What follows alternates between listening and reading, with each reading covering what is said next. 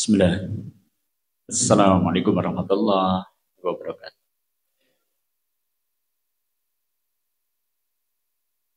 Alhamdulillah nahmaduhu wa nasta'inuhu wa nastaghfiruh wa na'udzu billahi min shururi anfusina wa min sayyiati a'malina may yahdihillahu wal muhtad wa may yudlil falan tajida lahu waliyyan mursyida.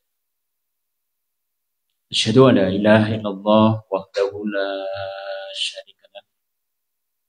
Asyhadu anna Muhammadan abduhu wa rasuluh.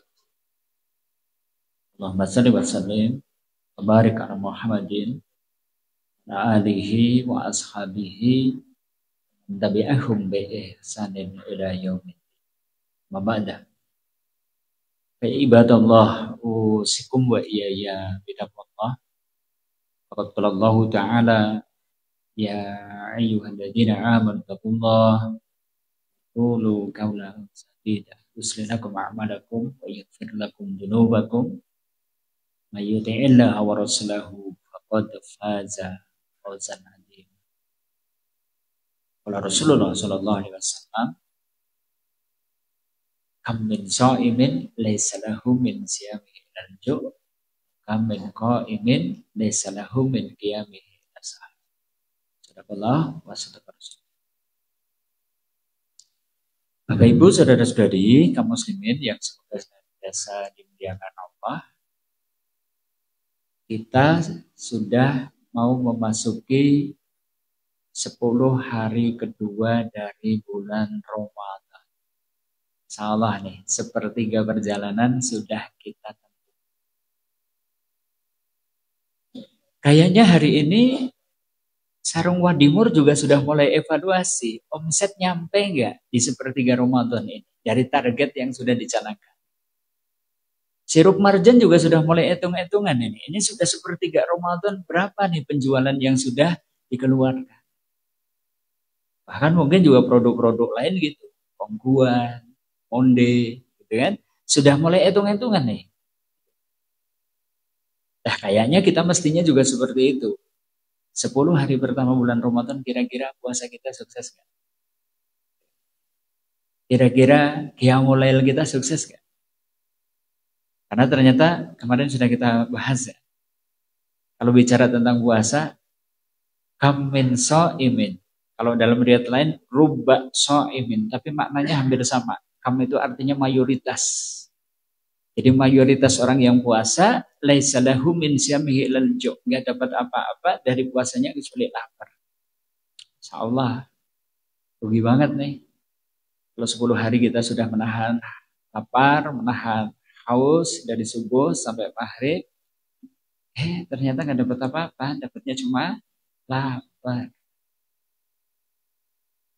Maka kita perbaiki 20 hari yang tersisa, Anda masih diberi rezeki untuk bertemu dengannya, kita tingkatkan nih kualitas ibadah puasa.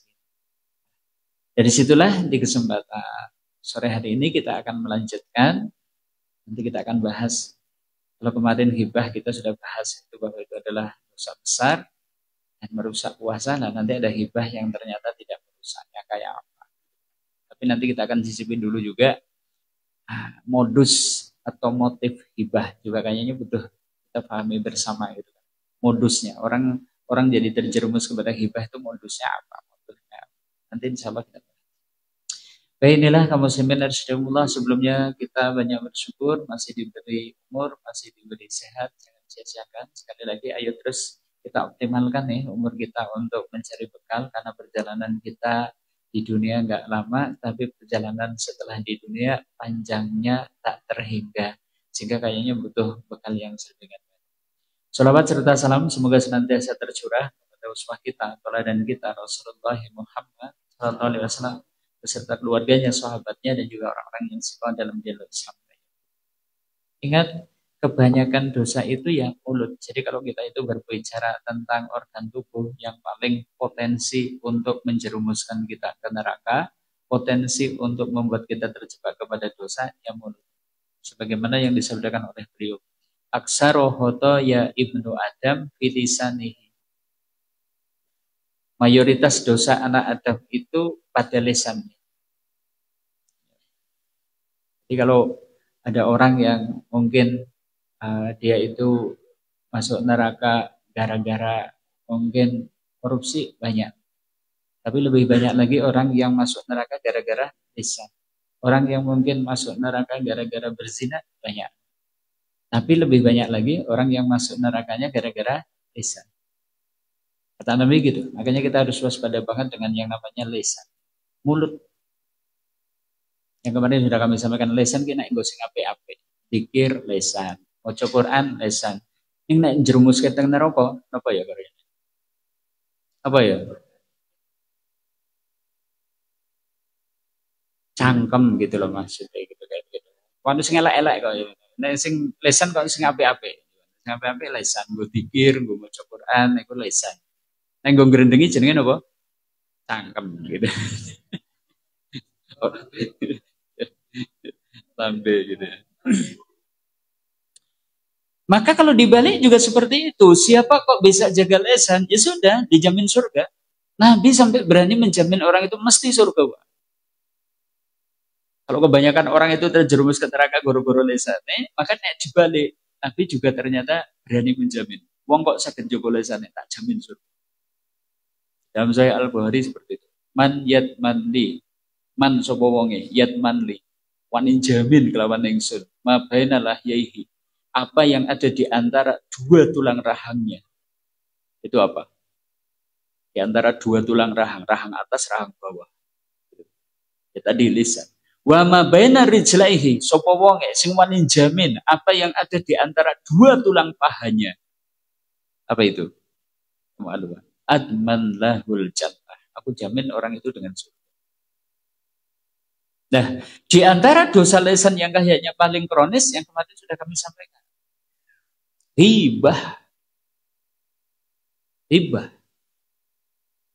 Nah, tukang ngapus oke. Yang kayaknya tetap lebih oke tukang grendengi. Coba saya tanya, seminggu niki jenengan pun ngapusi ping pinten? Kayaknya bisa kita menghindarinya. Kayaknya dereng Ustaz kula dereng ngapusi babar blas. Paling ngapusi putune niku anu rewel dados saya tak ngapusi gitu kan. Kan bisa kita hitung, tapi nek jenengan ditanya, coba seminggu niku jenengan pun grendengi ping pinten? Ora iso jawab, bukannya ora tau grendengi ning saking okehe gitu. Tapi kalau bohong itu mungkin kita masih bisa menghindari. Tapi kalau hibah, Masya Allah. Dan ingat, hibah itu ternyata bukan dosa kecil, dosa besar. Buktinya mana? Satu ini. Surat Al-Hujurat ayat 12. Setelah Allah melarang kita hibah, urutannya ada 3 ya. Orang terjerumus kepada hibah itu ada kronologinya, runtutannya. Ya ayyuhalladzina amanu ijtanibu katsiran minadh dhon. He wong-wong kang padha iman. Dono kelawan sira kabeh don. Satu curiganan. Wong nek curiganan biasanya terjebak kepada larangan kedua, tajasus. Wala tajasasu. Kalian jangan tajasus. Tajasus niku seneng metani goleki alane wong liya. Dan nek wis terjebak kepada 2 perkara ini, don akan membuat orang jadi investigator. Keren enggak? Tajasus itu investigasi. Pelakunya jenenge investigator. Kan keren banget itu. Jadi investigator. Namanya tajasus. Lah nek wis tajasus biasanya gimana? Kepenginnya siaran. Itulah yang disebut dengan apa?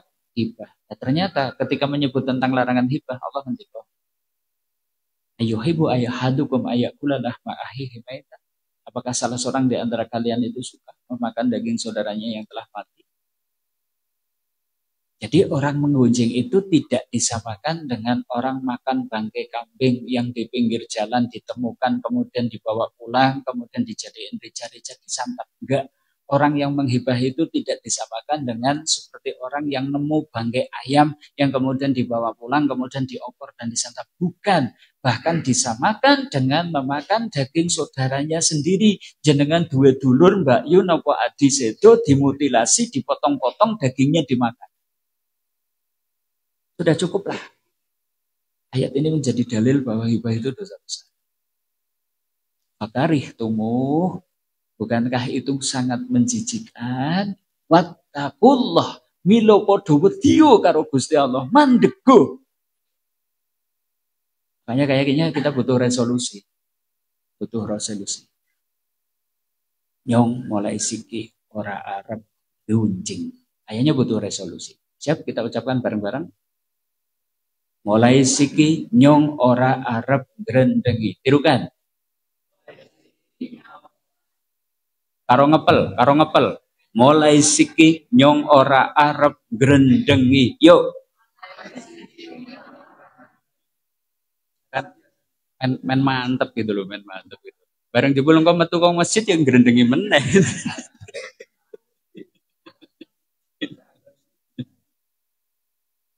Dua, hibah itu dosa besar karena ternyata menjadi salah satu sebab dari siksa kubur. Kemarin sudah kita bahas. Tiga, hibah itu dosa besar karena ternyata satu ucapan pendek yang diucapkan oleh Ibunda Aisyah, yaitu sekedar ngelok. Sofiah itu badannya pendek. Sofiah pendek.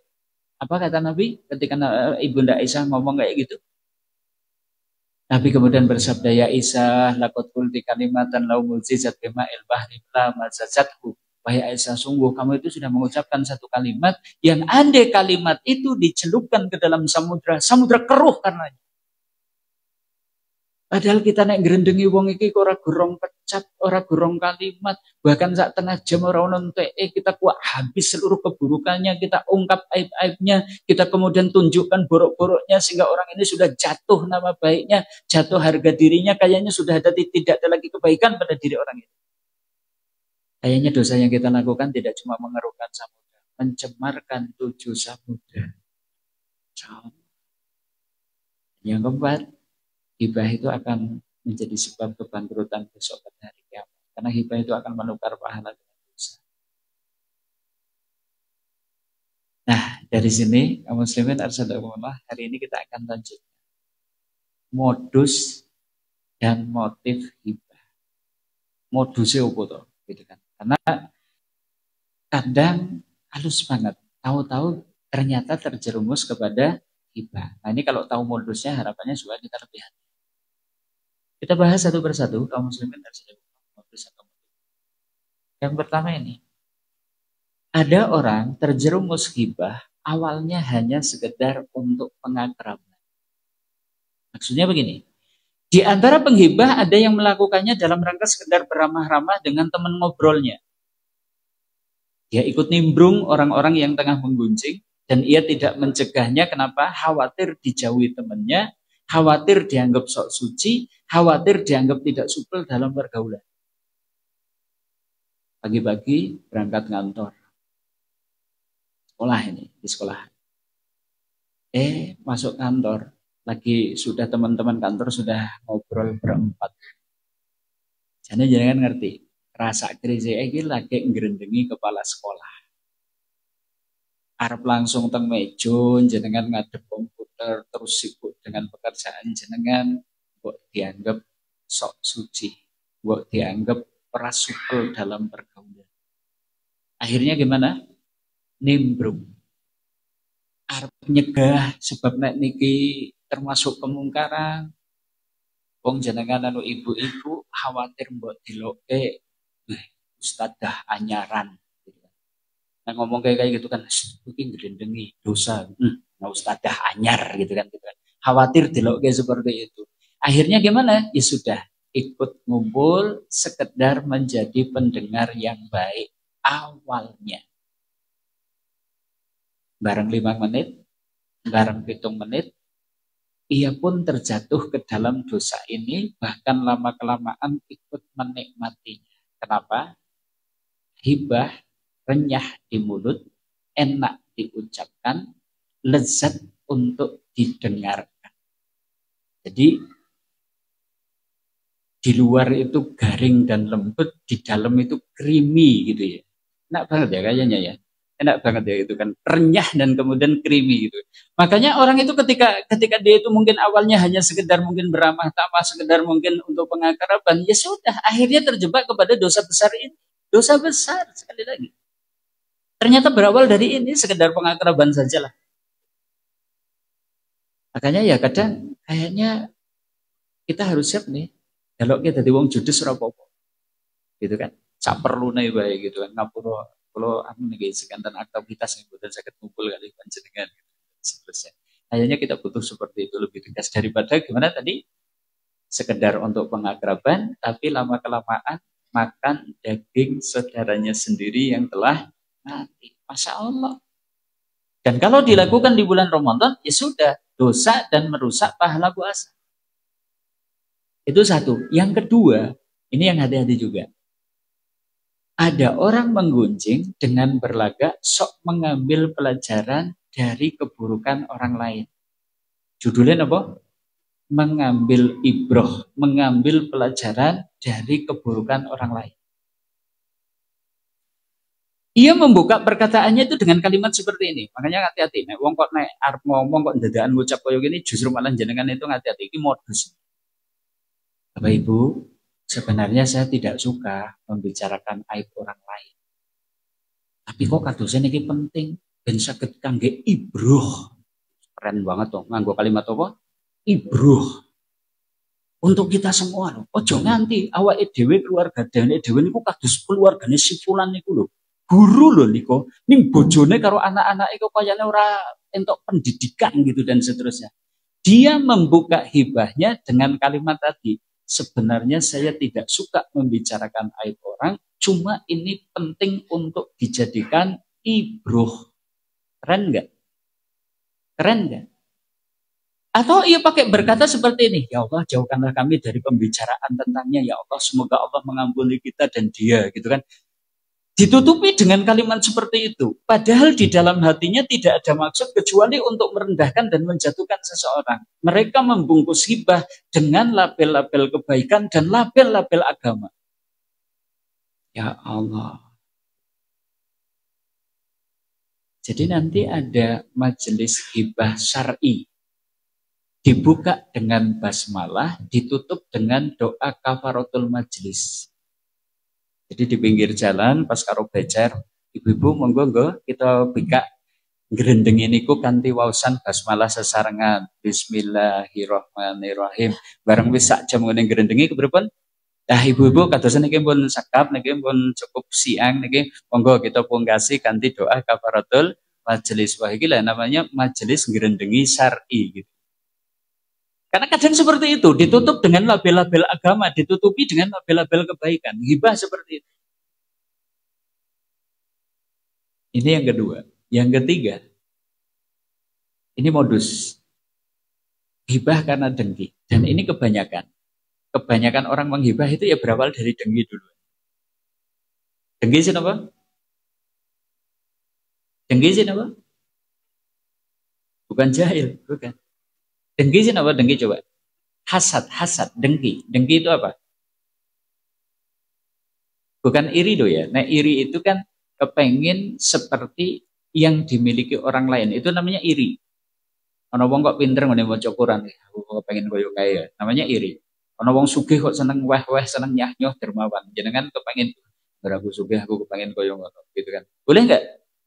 Boleh enggak? Iri kayak gitu boleh enggak? Boleh. Nek dengki niku anu jahat. Tidak suka melihat orang lain dapat nikmat, dia itu kepenginnya nikmat itu hilang, sekalipun tidak untuk dirinya. Pokoknya yang penting hilang. Itu namanya dengki.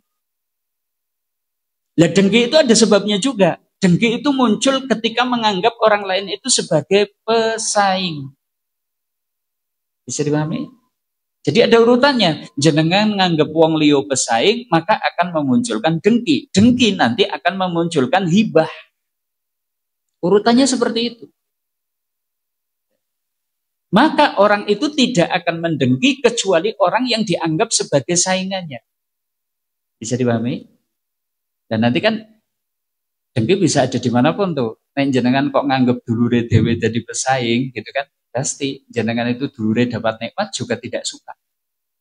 Jenengan kok nganggap tonggone sebagai pesaing, jenengan tonggone dapat nikmat, jenengan nggak suka.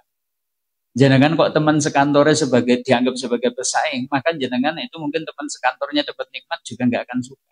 Seorang ustadz kok nganggap ustadz liyo kok sebagai pesaing, maka ketika ustadz lain itu dapat nikmat, dia tidak suka. Bisa dipahami? Contoh, jika ada seorang yang dipuji di hadapannya, dia pura-pura berlaku bijak.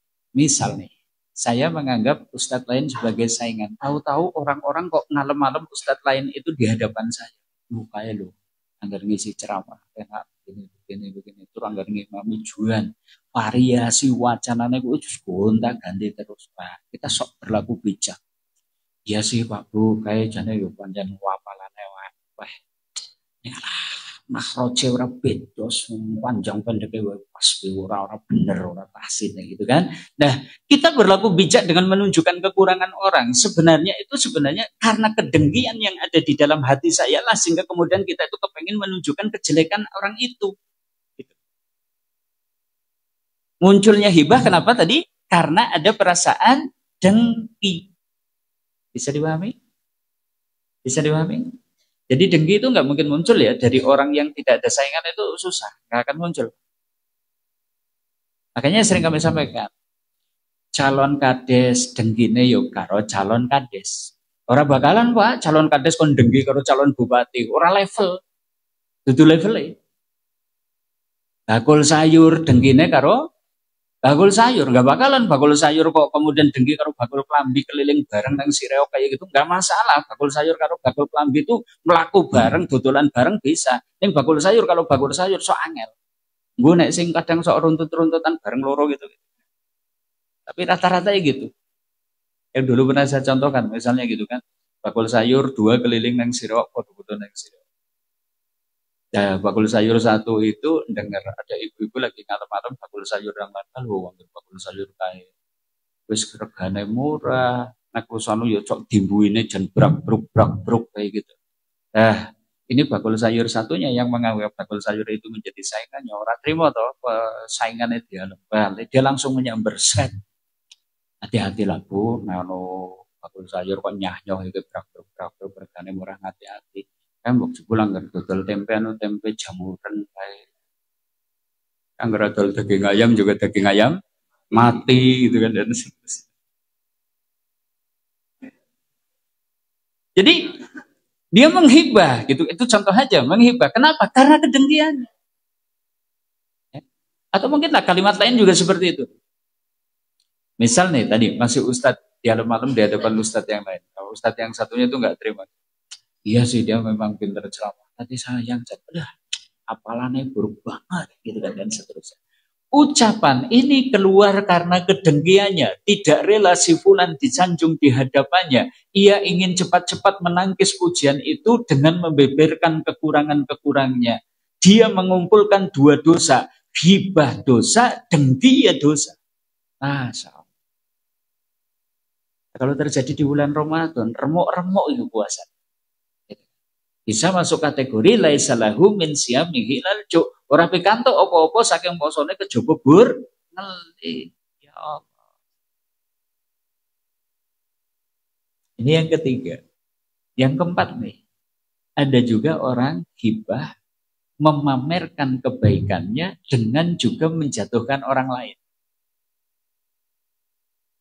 Misalnya di lingkungan kita ini kebetulan ada orang yang karakternya buruk, bisnisnya dan kemungkaran dan seterusnya. Nah, kemudian kita di hadapan jamaah itu kemudian Bapak Ibu di sela-sela tahajud, saya itu senantiasa memohonkan supaya Allah memperbaiki akhlak dan semoga kita semua dijauhkan dari perangai buruk.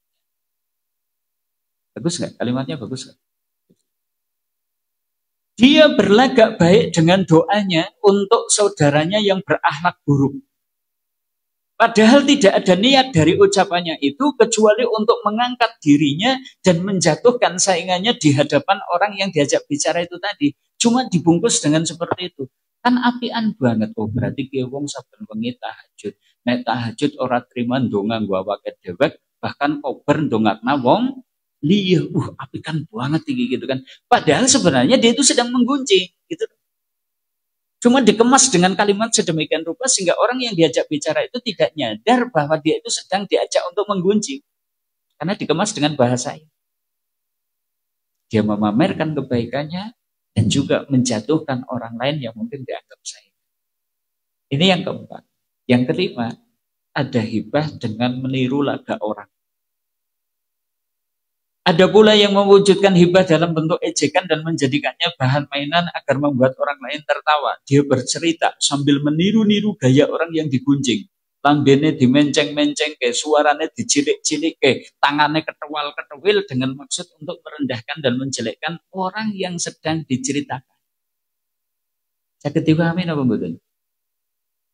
Nah, sing orang mudeng itu ya berarti urung tau nglakoni, ini nganggur mudeng iki berarti kayaknya wis tau gitu kan. Dadi nggih Ustaz kados niku termasuk ngrendeng. Ini yang kelima. Yang kelima, 6, ada hibah dengan pura-pura heran. Gimana? Hibah dengan pura-pura heran. Di antara Ustadz berkata tentang Ustadz lain. Sungguh mengherankan, bagaimana bisa ya? Dia kan Ustadz. Masa kelakuannya koyong ini, gitu kan? Orang yang diajak bicara itu nggak nyadar, nggak ngeh bahwa dia itu sebenarnya sedang menggunjing, gitu kan? Sedang diajak untuk menggunjing. Kenapa? Karena orang yang mengajak bicara itu menggunakan kata sungguh mengherankan. Padahal dia sebenarnya nggak heran, Pak. Cuma sekedar untuk menjatuhkan orang lain saja, menunjukkan kejelekannya. Atau orang yang berkata ini, aku heran ya dengan si fulan.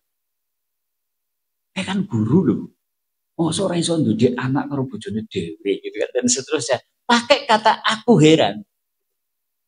Makanya dia menampakkan aib saudaranya yang dihibahi tersebut dengan ditutupi seperti seakan-akan karena keheranan.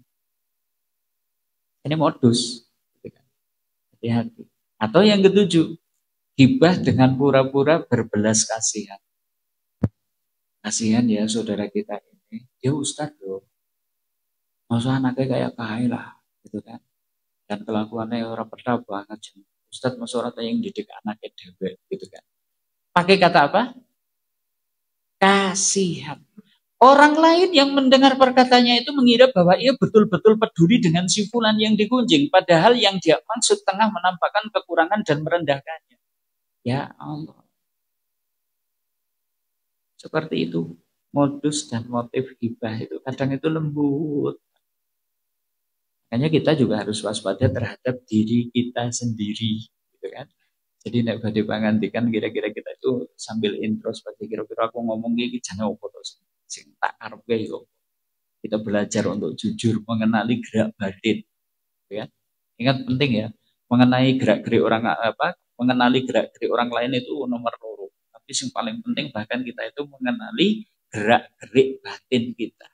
Coba sok nyadar nggak bahwa kita itu, oh saya lagi ria, saya lagi menggunjing, saya lagi menjatuhkan orang. Coba dikenali. Karena ini penting. Kayak badan kita.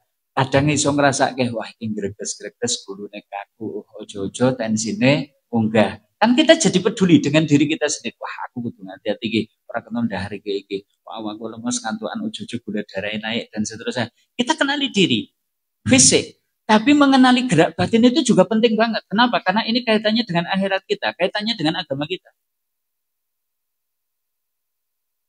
Kapan kita itu terjerumus kepada ria, jenengan kudu menyadarinya. Ya. Kapan jenengan beramal kok jadi tidak ikhlas, jenengan harus kenapa? Iki sing jenengan ora ikhlas ya koyo sing koyo ngene. Kapan jenengan terjerumus kepada hibah, jenengan harus mengerti. Inilah Bapak Ibu kaum muslimin radhiyallahu pintu-pintu hibah atau modus dan motif hibah yang semoga kita terlindung dari badannya. Nah, sekarang mari kita lanjutkan, yuk kita bahas hibah yang tidak merusak puasa. Nah, kulo paling biasanya nggih ngrendengi sing niki Ustaz niku. Ya mengko dhisik to ya, mengko dhisik. Jadi ternyata ada hibah yang ditolerir. Sebagaimana bohong ada saatnya bohong ditolerir, hibah juga sama. Oke, hibah yang ditolerir sehingga tidak merusak puasa itu yang bagaimana? Satu ini, hibah dengan tujuan untuk pengaduan. Kita tersakiti, kita terdolimi, kita dirugikan, dan kemudian kita itu mengajukan kezaliman yang telah kita terima itu kepada pihak yang berwenang. Maka yang seperti ini boleh. Dalilnya ini. Yang namanya orang mengadukan pasti menyebutkan kejelekan orang. Gitu kan? Menyebutkan kejelekan orang. Nah, cuma karena kita terzalimi, boleh. Sebagaimana disebutkan di surat An-Nisa. La yuhibbullahul jahra bisu'i illa man dulim. La yuhibbu, la niku mboten yuhibbullah. Allah mboten remen. Allah tidak suka al-jahro besok, ucapan buruk yang diucapkan dengan terang-terangan. Ucapan buruk, ngelek atau menyebutkan kejelekan orang dengan terang-terangan. Allah nggak suka kalau kita itu mengucapkan kejelekan orang dengan terus terang. Illa mandulim, kecuali orang yang terzalimi. Ditolerir yang seperti itu. Sehingga kita misalnya nih, karena jenengan merasa terdolimi oleh tetangga sebelah. Pihak berwenangnya berarti siapa? Pak RT. Dan jenengan datang ke Pak RT. Pak RT. Kalau kok tahu saya buatan teman-teman nggih, jejeran kali tonggo kula niku. Niku lho Pak. Ngingu entrok niku lho. Ngingu entrok. Ja ora urus banget kok Pak. Bendino ngirim teng terase kula niku. Kena ngirim endok lah niku endoke endok anu boten enten cangkange kok niku. Dan boten anu nang ngumbah pit motor niku lho banyune semprot-semprot gabuk teng karangane kula lho sing gejah ngen kula niku Pak RT. Boten malih niku nggih janjungan ngapunten tonggo kula niku cerutak niku kan. Lah kena kula niku nembe nandur kembang niku nembe tumbas niku rega 200.000 lho. Ngerti-ngerti kok pindah halaman rumah gitu kan seperti itu. Jenengan cerita ke keburukan itu kepada Pak RT supaya menyelesaikan masalah itu boleh. Pak RT lho yo, ceritanya kali sinten? Ceritanya kali sinten? Pak RT itu namanya pengaduan. Kenapa? Karena berharap Pak RT bisa menyelesaikan masalah jenengan. Ini jenengan cerita ke turut umah tonggo, niku kan yang tidak punya wewenang untuk menyelesaikan masalah. Niku hibah yang dosa. Cerita, lah tanggane nyong kan cerita ke pol. Ayo lah, orang pengertian blas kula karo tangga wit pelem gitu gede banget runtai sabendina mari ngene nyong nganggo wah jenengan tahu sleper beura dan seterusnya. Jenengan cerita kemana-mana itu namanya hibah. Nek ceritanya kepada Pak RT supaya kemudian dicegah, supaya kemudian diselesaikan permasalahannya, tidak apa-apa. Itu hibah yang ditolerir. Bisa dipahami? Atau tonggone jenengan itu pelaku kriminal, gitu kan? Dan jenengan kemudian kok rasanya ora tentrem dan ternyata jenengan menjadi bagian yang dirugikan. Ora masalah Pak, lapor polisi kemudian sebutkan kejelekannya, nggak masalah. Tapi yuk kepada siapa? Kalau urusan kriminal kepada siapa? Polisi yang bisa menyelesaikan. Atau jenengan jadi konsumen kok dirugikan gitu kan? Konsumen, tuku apa kok dirugikan? Boleh tuh lapor kepada lembaga perlindungan konsumen. Jenengan kok birokrat, ngerti koncone jenengan melakukan tindak korupsi dan seterusnya. Ini aib, ini kejelekan. Dia berkhianat, dia curang. Boleh jenengan itu melaporkan kepada KPK dan seterusnya boleh. Ini bukan masuk kategori hibah karena dalam rangka pengadilan. Bisa dipahami? Ini yang pertama. Yang kedua, hibah untuk mencegah kemungkaran. Apa bedanya antara poin 1 dengan poin 2? Poin 1 itu kita dirugikan, kita itu terdolimi. Tapi kalau poin 2 itu sekalipun kita tidak dirugikan. Ya. Seorang boleh berkata kepada orang yang diharapkan kemampuannya bisa menghilangkan kemungkaran, si fulan telah berbuat demikian, maka hentikanlah dia dari perbuatan itu dan selainnya. Teng RT jenengan anak bakul narkoba. Jenengan jane yo ora tau tuku. Anake jenengan yo udah dadi korbannya, tidak jadi pemakainya. Tapi jenengan tahu ini mungkar, iki ora itu marake ora tentrem, ini keburukan. Boleh jenengan itu kemudian mengadukan hal itu kepada pihak yang berwenang supaya kemudian dibedel. Gak apa-apa, bukan bagian dari hibah. Sekalipun kita nanti akan menunjukkan keburukan-keburukannya. Makanya tadi hendaknya tujuannya adalah sarana menghilangkan kemungkaran. Jika niatnya menjatuhkan orang lain sebab jenengan dua rasa drengki karo tonggone itu tadi, kok tonggone dodolan kaya ngono kemudian jenengan kok mungkin mengadukannya, itu kan karena mencegah kemungkaran, ternyata tujuannya bukan itu, sekedar ingin menjatuhkan tetangga, maka itu juga menjadi hak. Bisa dipahami? Ini yang kedua. Termasuk yang ketiga, hibah untuk meminta fatwa. Ini juga boleh. Tidak merusak pahala puasa. Contoh nih, diceritakan oleh Ibunda Aisyah.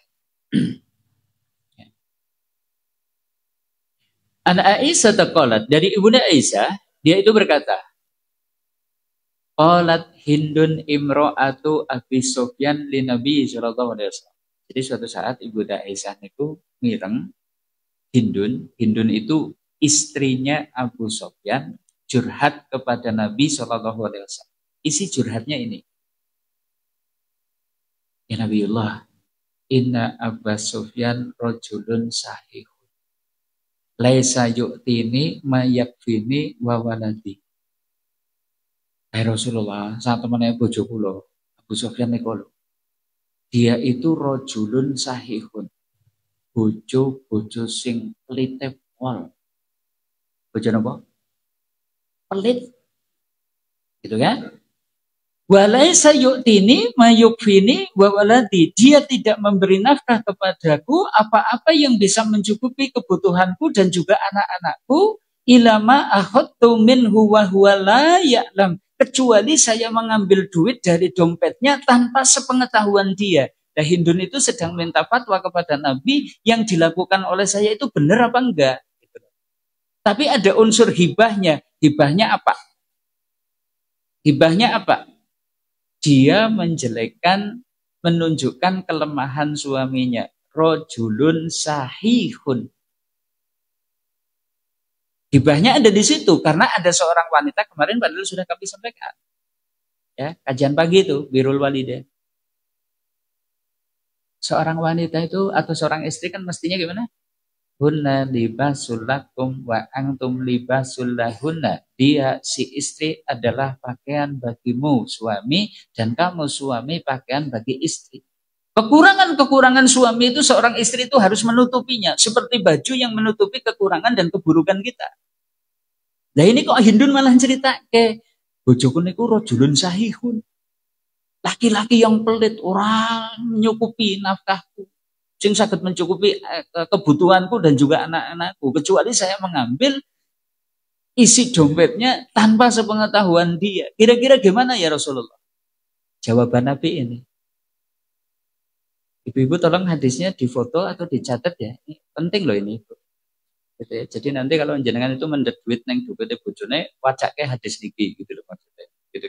Nah ternyata Nabi niku ngendika, Hudima yakfiki wa waladiki bil ma'ruf. Ambillah apa yang mencukupi kebutuhanmu dan juga anak-anakmu dengan cara yang ma'ruf. Ibu-ibu, halo, boleh nggak ngambil duit di dompet istri, dompet suami tanpa pengetahuan suami? Boleh nggak? Boleh nggak? Nanti dulu, kok langsung jawab boleh? Boleh kan kalau bojone jenengan niku bahil bin pelit alias medit. Lah wong amplope wae wis dikeke kabeh kok yang jenengan jeng gregapi dompete bojone niku lho.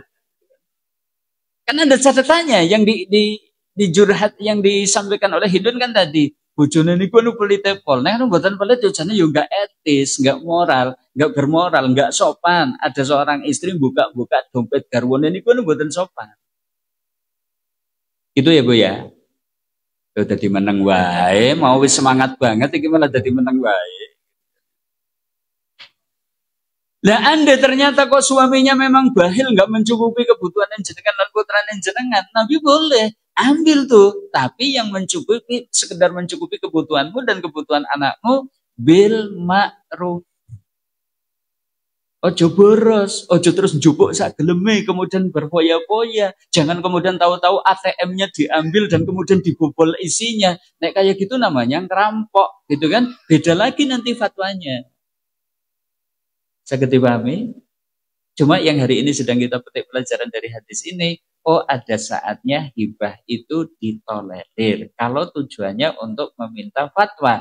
Hindun itu kan sedang minta fatwa. Kelakuan dia yaitu mengambil harta suami tanpa sepengetahuan suami ini sebenarnya boleh apa enggak? Ya ternyata kemudian Nabi memberikan fatwanya itu yusrapopo jubuan sing go nyukupi kebutuhanmu dan anak-anakmu ning yo kuwi bil ma'ruf. Ini yang ketiga, hibah yang ditolerir yang ketiga. Yang keempat, hibah dalam rangka mencegah seseorang dari keburukan seseorang. Ceritanya pripun? Yuk kita bahas dulu. Nanti baru kita coba sesuaikan kasus. Ini. An Fatimah binti Qais qalat. Dari Fatimah binti Qais, yaitu bercerita kepada Nabi. Curhat lagi nih, curhat. Saya ceritani dulu ya, Fatimah binti Qais itu siapa? Fatimah binti Qais itu seorang janda di zaman Nabi. Nah, ini lagi curhat. Janda loh bapak-bapak. Anggar kurungu janda cok pada deg-degan gitu kan. Gitu. Ini janda ini. Ataitu Nabi sallallahu alaihi wasallam. Saya mendatangi Nabi sallallahu alaihi wasallam fakultu. Kemudian aku bertanya, Inna Abal Jahmi wa Muawiyata khotobani ya Rasulullah. Saat temennya Abul Jaham dan Muawiyah itu melamarku. Dan seakan-akan Fatimah binti Qais itu minta referensi dari Nabi. Dilamar dua orang laki-laki. Satu siapa? Abu Jaham. Yang kedua Muawiyah. Nah, Fatimah binti Qais itu seakan-akan minta, ya Rasulullah menurut jenengan kula niku kudune milih sinten, atau mintalah informasi atau mungkin referensi tentang masing-masing orang itu seperti apa. Nah, Nabi lajeng ngendika. Faqala Rasulullah sallallahu alaihi wasallam, "Ama Muawiyatu fasulukun lama lalah." Wahai Fatimah, adapun Muawiyah, wonge si santun, lembut, ning ora duwe banda alias melarat. Makanya sering kami sampaikan, nek wong sing kaya Nabi Ayub sugih, ganteng, soleh, itu jenenge barang langka banget, Pak. Contohnya Muawiyah, soleh ning melarat. Wa ama Abul Jahmi, adapun Abul Jaham la yadoul aso an atikihi. Sugih si sugih ning tangane ora tau ucul sekang pecut. Berarti maksudnya apa? Iki peribahasa, Pak. Tangane ora tau ucul sekang pecut cambuk. Berarti nek pripun? Sugih ning plak-plak. Ya kejam ya orane kejam kan medeni. Plak-plak gitu loh. Karo bojone iku plak-plak. Coba sisi hibahnya di mana? Sisi hibahnya ada di mana? Halo? Tadi Nabi niku menunjukkan kelemahan atau kekurangan Muawiyah, Nabi menunjukkan kekurangan atau kelemahan Abul Jaham. Sing diomongke Muawiyah lemah lembut ning melarat. Abul Jaham sugih ning plak-plak. Nah, nanti sudah silahkan tuh Fatimah binti Qais mau milih yang mana. Anak bisa ya sing lemah lembut terus sugih. Ya orang mana wong pilihannya gerlo. Makanya kadang susah ya, pilihan itu susah gitu kan, dilematis gitu kan. Kadang pilihan itu dilematis. Yang kemudian perfect banget sing wis lemah lembut, ganteng, sugih gitu kan. Wah, kayaknya kok sempurna banget. Nah, kenapa Nabi kok menggunjing Muawiyah dan Abul Jaham? Ya sekedar untuk memberikan referensi. Nah, pelajaran nanti dari hadis ini yang bisa kita petik, ketika seseorang tahu bahwa seseorang punya karakter buruk, maka boleh dia itu menceritakan karakter buruknya jika tujuannya untuk mencegah dari keburukan orang itu. Contoh, mungkin dulu pernah saya sampaikan. Jenengan dua di arep join bisnis karo Pak Bulan.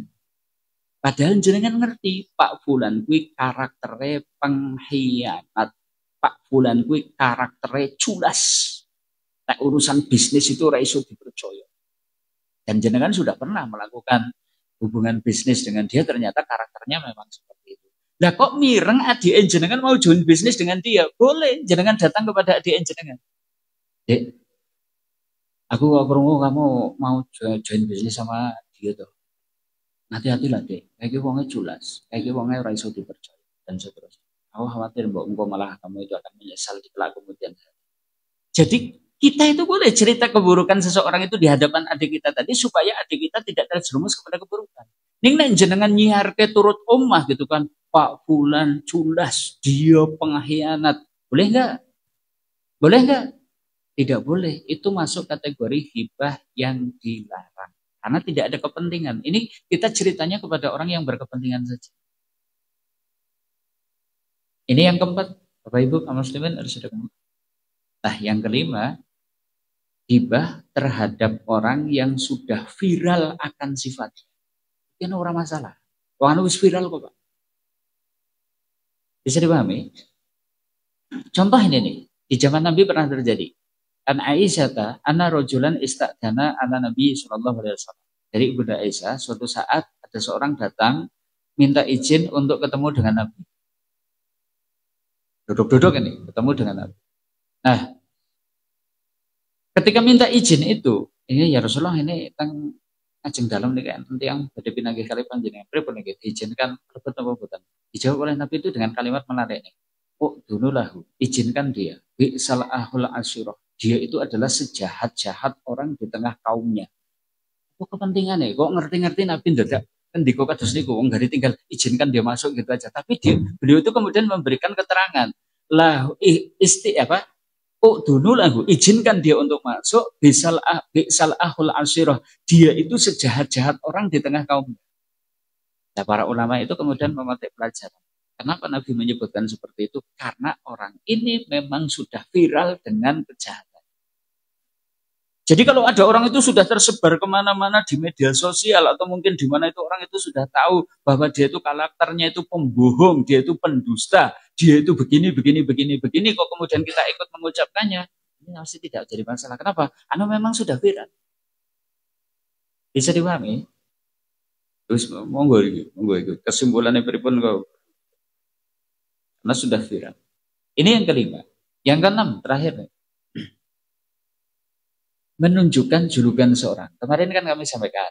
Jenengan menyebut ciri fisik seseorang dengan tujuan untuk merendahkan. Ini masuk kategori hibah yang terlarang. Si endut arep melu ngaji. Gitu kan. Menyebut apa? Si endut, si kunting, si black, si lareng, si blawuk. Gitu kan, dan seterusnya. Boleh? Boleh? Kalau tujuannya untuk menghinakan dan merendahkannya dan orang itu sebenarnya tidak suka, dia sedih, sakit hati kalau disebut seperti itu, haram, nggak boleh. Tapi jika seseorang terkenal dengan suatu gelar, ya misal ada nih ulama yang panggilannya Al-A'masi, ulama loh ini, terkenal, Al-A'masi itu terkenal. Padahal artinya kalau dalam bahasa kita itu apa? Sirabun.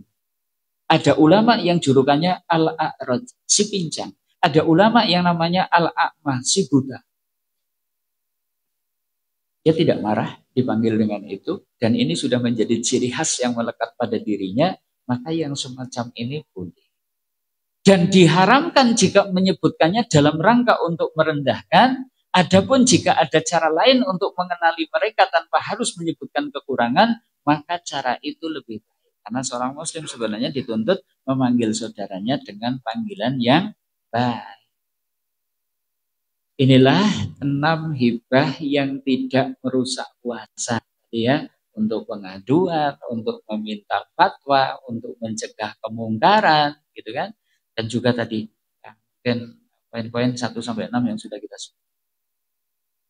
Nah, sekarang terakhir, bagaimana bertobat dari dosa hibah? Karena ini bisa menjadi sebab kebangkrutan besok pada hari. Dan alhamdulillahnya ayat yang menunjukkan betapa kerasnya, besarnya dosa hibah ditutup juga dengan kalimat yang menunjukkan kesempatan bertobat itu sangat luas. Al-Hujurat ayat 12 ya. Ya ayyuhalladzina amanu ijtanibu katsiran minadh-dhon inna ba'dadh-dhoni ism wala tajassasu wala yaghtab ba'dukum ba'da ayuhibbu ahadukum ayyakula lahma akhihi maita fakarihtumu wattaqullah innallaha tawwabur rahim. Ditutup dengan kalimat itu. Wattaqullah, mandego wedya karo Gusti Allah. Tapi kemudian ditutup sak temene Allah itu Maha menerima tobat, sak temene Allah itu Maha penyayang. Kok dilarang-larang hudon, dilarang-larang tajasus, dilarang-larang hibah? Itu karena Allah tahu ini perkara yang membawa keburukan bagi kamu. Ayo mandego. Ayo tobat tuh.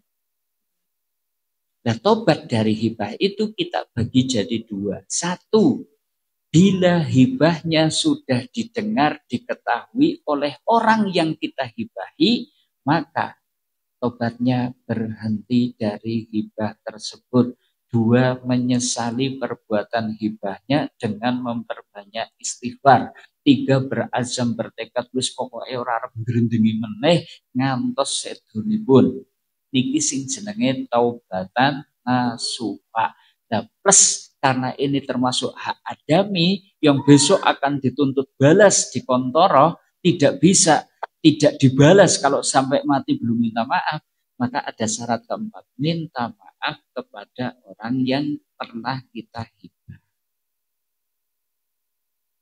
Ini satu. Yang kedua, bila hibahnya belum diketahui, belum didengar oleh orang yang kita hibahi. Sing digerendengi niku dereng ngerti nek dheweke niku digerendengi. Tobatnya pripun? Satu, berhenti dari hibah tersebut. Dua, menyesali dengan memperbanyak istighfar.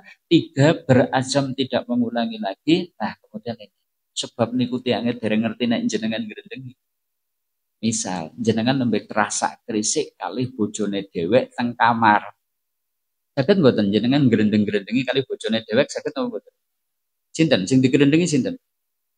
Lawangan ngobrol karo bojone ya mungkin ya karo ipare, karo tanggane gitu kan, karo gerendengi mertuane gitu dan seterusnya ya bisa aja gitu kan. Nah ini yang digunjing itu belum dengar bahwa jenengan itu menggunjingnya, sudah jangan kemudian esok-esok udah ngapunten banget ya mambengi kula kali bojone gerendengi jenengan ora usah mengko malah dadi tambah padune. Ya terus gimana? Doakan ampunan untuk ya Allah, semoga dia dosa-dosanya diampuni. Ya Allah, semoga dia mendapatkan rahmat-Mu. Semoga dilapangkan rezekinya, semoga diberkahi umurnya. Pokoknya dongake sing apik-apik plus menyebut dan menyanjung kebaikan. Disenjung, bisa sebut kebaikan. Dan ini juga berlaku bila orang yang sudah kita hibah itu ternyata sudah meninggal. Ya sudah, doakan ampunan. Sebab jaluk ngapura niku pun mboten saged. Doakan ya Allah kula rumiyin zaman uripe Mbah Bulan kae bulan sedina mesti kula mesti ngrendengi tiyang niku ya Allah. Ampuni dosanya ya Allah, terima kebaikannya ya Allah. Dan angkat derajatnya ya Allah, terangilah kuburnya ya Allah. Kan? Dan seterusnya dengan berbagai doa. Termasuk ini juga bagi orang yang ternyata kita gunjing dan kayaknya kita tidak mungkin nih minta maaf secara langsung kepadanya. Dan jenengan harus ketemu Pak Prabowo yuk kayaknya yuk kangelan gitu loh. Padahal wingi yang gerendeng ini ku jenenge pol-polan gitu kan. Arep njaluk ngapura karo Samsul ya. Itu kayaknya ya susah gitu. Ya wis dongake wae ya Allah, muga-muga tambah gemoy ya Allah. Kayak gitu ya. Semoga diampuni dosanya ya Allah, semoga dirahmati ya Allah, semoga diberikan hidayah ya Allah, berikan petunjuk kepadanya ya Allah, berilah kelembutan hatinya ya Allah, perbaiki moral dan etikanya ya Allah. Dongake sing apik-apik gitu kan. Coba menjalankan teng istana yuk kayaknya dihadang sama Mayor Teddy. Yang viral kan Mayor Teddy gitu. Kayaknya susah untuk ketemuan. Ya sudah, dengan mendoakan kebaikan. Ini kaum muslimin rahimakumullah, kayaknya kelar ini pembahasan tentang hibah. Nah terakhir ini, yuk ilat kejuan angel banget dikendali. Nah, kita serahkan kepada Allah dengan cara nopo dunga. Ini loh doa ini supaya mampu menjaga lisan. Allahumma ja'al somti fikron wa nutqi dzikron. Ya Allah, jadikanlah diamku itu adalah berpikir dan ucapanku bernilai zikir. Ini di antara doa. Allahumma ja'al somti fikron wa nutqi dzikron. Allahumma ja'al somti fikron wa nutqi dzikron. Allahumma ja'al somti fikron wa nutqi dzikron. Yuk bareng-bareng. Allahumma ja'al somti fikron wa nutqi dzikron. Lagi. Wa nutqi dzikron. Nah, kita berharapnya gitu. Allahumma ya Allah, jadikanlah somti menengku. Ini meneng mikir. Wah kadang orang ngomong meneng, wah ini bulan itu saking ngeliye gitu kan. Lemes ya. Kita berharap kita itu menang mikir. Gitu. Dan barang pangandikannya itu bernilai dikir. Dikir kan berarti bernilai pahala gitu kan. Ada pahala ya berarti pasti ngomongnya sing ape-ape gitu kan. Nah inilah doanya. Allahumma ja'al somti fikran wa nutqi dzikron. Kenapa? Karena sekali lagi Kadang badan kita pun tidak mampu mengendalikan lisan kita sendiri. Dan yang bikin badan kita itu siapa? Allah. Ya wis jaluk tolong mawon kali Gusti Allah supaya kemudian lisan kita bisa terkendali. Di antaranya adalah bahasanya. Baik, Bapak Ibu, kaum muslimin rahimakumullah, mungkin ini kaji kita di kesempatan sore hari ini melengkapi kaji kita tentang besarnya dosa hibah pada pertemuan yang lalu. Hari ini kita lengkapi modus dan motif hibah plus ada hibah yang ditolerir, bagaimana pertobatannya, bagaimana. Mungkin ada hal-hal yang butuh didiskusikan, kami persilakan. Semoga Bu enten ingkang merdeka.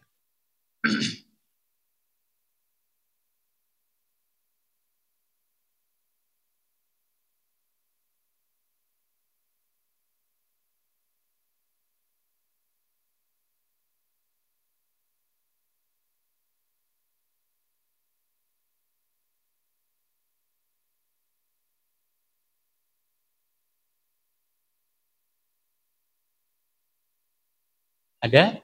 Nggih, monggo Pak Yanto. Gimana? Menceritakan kebaikan orang termasuk hibah atau enggak? Kembali ke definisi. Ayo masih ingat tuh definisi pembahasan kita awal. Atadruna mal hibah. Kalian tahu enggak hibah itu apa? Ternyata hibah niku napa? Dikruka ahoka bima yakrohu. Engkau menyebut-nyebut sesuatu yang ada pada diri saudaramu, yang bila saudaramu tahu perihalnya dibicarakan, dia tidak suka.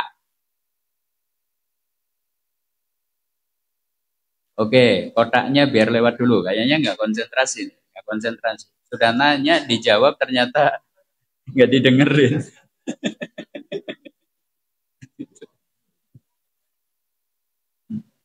Oke ya, tadi pengertian hibah itu apa? Menyebut-nyebut sesuatu yang ada pada diri seseorang, yang kalau seorang itu kemudian tahu perkaranya dibicarakan, dia tidak suka, dia marah, dia sakit hati, dia sedih. Saya tanya, kalau misalnya saya, wong sak sireok niku ceritake apike Pak Junianto, itu kan di belakang berenang-renang, bejen Pak Junianto kalau wongnya lemah lembut, serajin menabung, gitu kan, gitu dan seterusnya. Saya tanya, kira-kira nek kula krungu wong sirok ya Pak Junianto, wong sirok iki pada ngomong nang jenengan, bareng jaren jenengan wonge lemah lembut, jaren jenengan wonge iku rajin menabung dan seterusnya. Coba. Kira-kira saya senang napa sedih? Senang napa sedih? Wah, langsung dadane melar no, gitu kan seperti itu. Maka itu bukan termasuk hibah karena tidak membuat orang itu jadi sedih, malah jadi senang. Nah, kalau bisa kita yang seperti itu senang ceritake api ing liyan. Ning ceritake api wong liya tidak asik. Kayak gitu ya. Nggak asik Pak menceritakan kebaikan orang itu nggak asik. Asiknya kan menceritakan keburukan orang gitu kan. Kayak gitu. Nah, makanya susah itu kadang. Begitu, wallahu a'lam. Ada yang lain? Ada yang lain? Ya.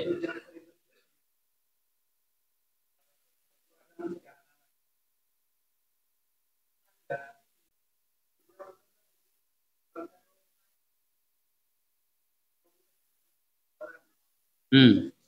Hmm.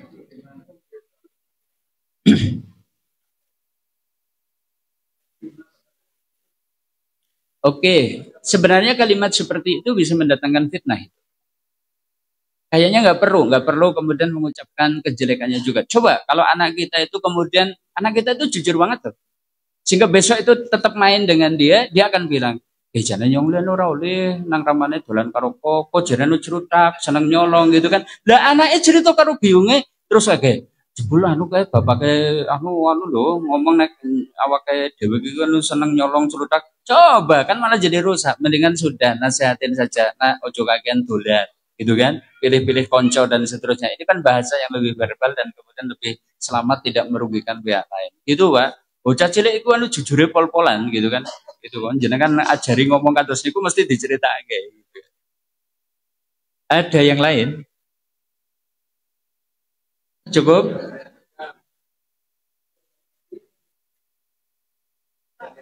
Monggo, Pak. Monggo, Pak. Masih ada waktu, masih ada. Hmm?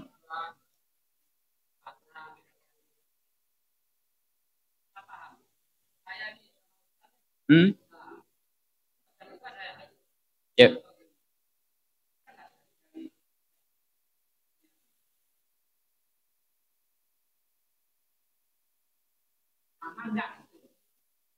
Hmm. Oke. Dari situlah Islam mengajarkan kepada kita terhadap sesama muslim berprasangka baik. Itu sudah. Pokoknya kita belajar berprasangka baik. Jenengan kok duwe tonggo petok juan merengut besengut takon wae ora. Jangan dulu jenengan ngecap oh tonggo iki pancen judes pol. Oh jojo lara untu, Pak. Sing garep mesem wae niku lambene niku abote pol-polan gitu kan dan seterusnya. Nah, itu namanya prasangka baik.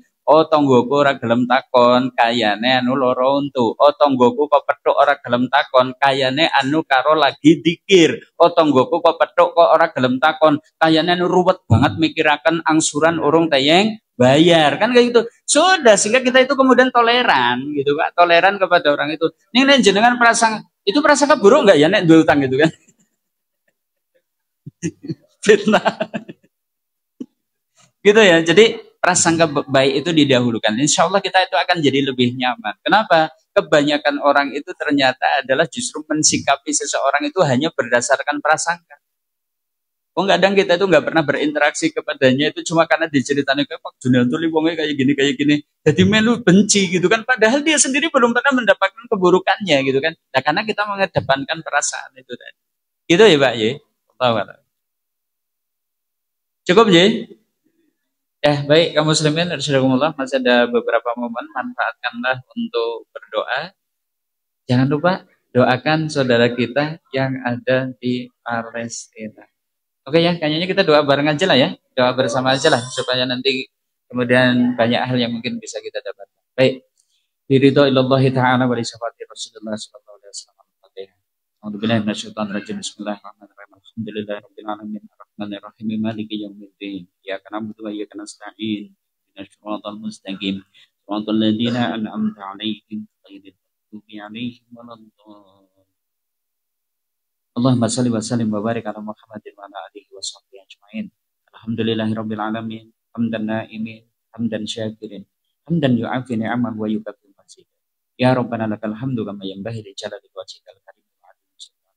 Allahumma fir li abaina wa ummahatina wa ajwajina wa dzurriyyatina wa ikhwanina fid din fi kulli makanin wa fi kulli zamanin ya rabbal alamin. Rabbana dalamna anfusana wa illam taghfir lana wa tarhamna lanakunanna minal khasirin. Ya Allah, kami banyak kesalahan, kami banyak kekurangan. Sekiranya Engkau tidak mengampuni kami ya Allah, sekiranya Engkau tidak merahmati kami ya Allah, sungguh kami orang yang merugi. Rabbana la tu'akhidna in nasina aw akhtana. Rabbana wa la tahmil alaina isran kama hamaltahu 'alal ladzina min qablina. Rabbana wa la tuhammilna ma la taqata lana bih wa'fu 'anna waghfir lana warhamna anta maulana wansurna 'alal qaumil. Ya Allah, janganlah Engkau hukum kami ketika kami tersalah atau terlupa. Ya Allah, janganlah Engkau hukum kami sebagaimana Engkau pernah menghukum kepada umat-umat sebelum kami. Ya Allah, janganlah Engkau pikulkan kepada kami apa-apa yang kami tidak sanggup untuk memikulnya. Wa'fu 'anna waghfir lana warhamna anta maulana wansurna 'alal qaumil kafirin. Allahumma taqabbal minna siyamana, Allahumma taqabbal minna qiyamana, Allahumma taqabbal minna qira'atana, Allahumma taqabbal minna shadaqatana, Allahumma taqabbal minna kullu amalina ya rabbal alamin.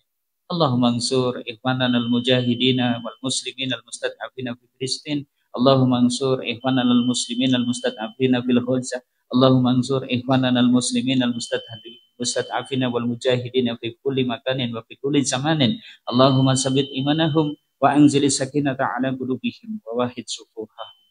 Allahumma damiril yahuda wa israila wa shaddid shamlahum wa farik jama'ahum. Allahumma ansur ikhwanana al-mujahidina ala a'da'ina wa a'da'ad-din bi rahmatika ya arhamar rahimin. Allahumma barik lana fi rizqina, Allahumma barik lana fi amwalina, Allahumma barik lana fi ilmina, Allahumma barik lana fi umurina, Allahumma barik lana fi ahlina, Allahumma barik lana fi dzurriyyatina ya Allah ya rabbal alamin. Rabbana atina fid dunya hasanah wa fil akhirati hasanah wa qina adzabannar. Wa sallallahu ala nabiyyina Muhammad wa alihi wa alhamdulillah. Demikian kaum muslimin gunging pamunten monggo kita pungkasi kanthi doa kafaratul majelis. Subhanakallahumma wa bihamdika asyhadu an la ilaha illa anta astaghfiruka wa atubu ilaik. Billahi taufiq wal hidayah. Assalamualaikum warahmatullahi wabarakatuh.